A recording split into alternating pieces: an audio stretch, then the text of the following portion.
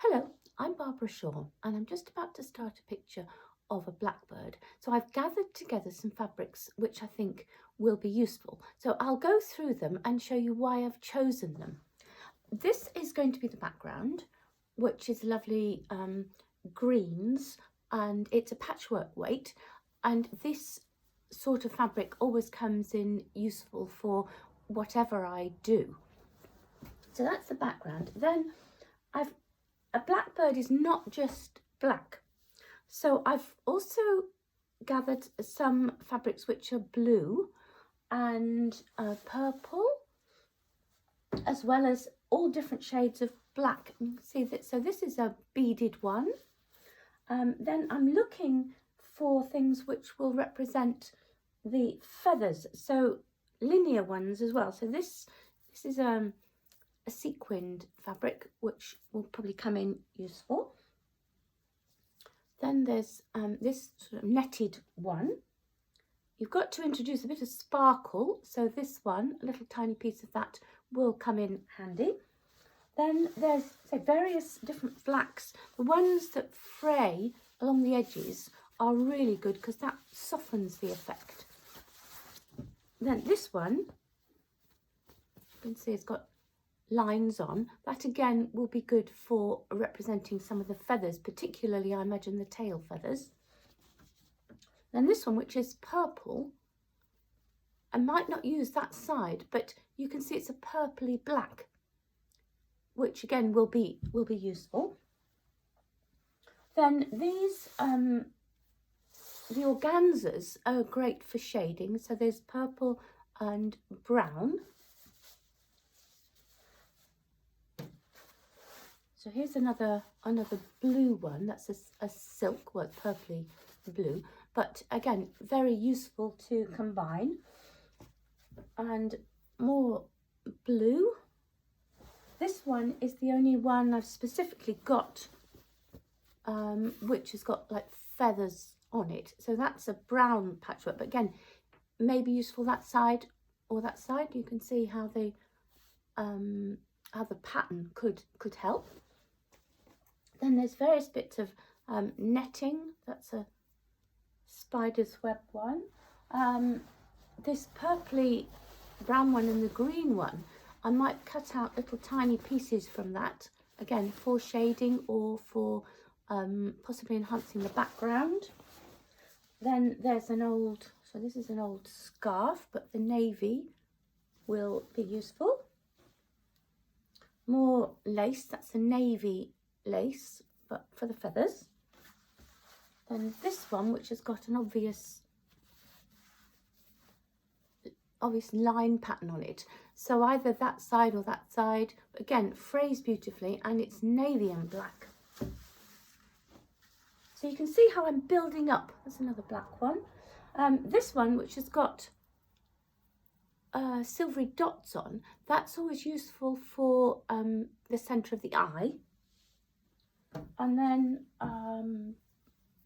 more lace. This one I think will be useful for the berries, because he's going to be having a berry in his mouth and possibly berries on the tree where he's standing. And again, a bit more lace. So you can see how I'm building up a picture in my own mind of how to do layers of fabric. These are some of the materials that I use. So there's a regular pair of scissors and pins, but without the blobby head on, because then you can get these out from the layers of fabric more easily. And then I stitch by hand with either a mid-grey or a dark grey, depending on the subject I'm stitching, and also a regular needle. So it's literally running stitches, and these colours seem to disappear into the background as shadows, so they're really useful. So here I am starting to cut up little pieces. You can see they're very roughly shaped, and then I place them and pin them, and you can see how the layers are built up. Here's all the pins before I actually start stitching. So it's little running stitches using a grey or a dark grey thread just to hold the pieces together. And I don't actually finish it off apart from just cutting the ends of the thread, because the rest of it is kept safe by so many layers of threads. So you can see it's building it up, just gently stitching things together. Then I take the pins out and carry on adding more layers. It's quite a time-consuming process to build the layers up and check the shape of what I'm stitching as well. And then I'm adding more layers. So this time it's a piece of organza, which I'm going to see where it looks most effective. So I cut and trim and place it in different areas of the bird just to see what's most effective. And you can see there it doesn't work.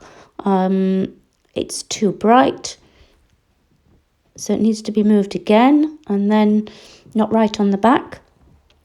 And finally, I think it looks all right further up on his neck, but needs trimming before I actually pin it into place.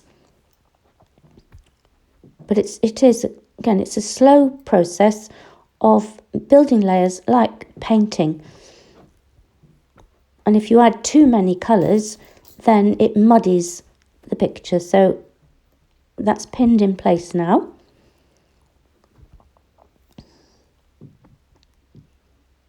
Next, more stitching just to hold the things together. So I'm working on the feet and also the twig that the bird is standing on.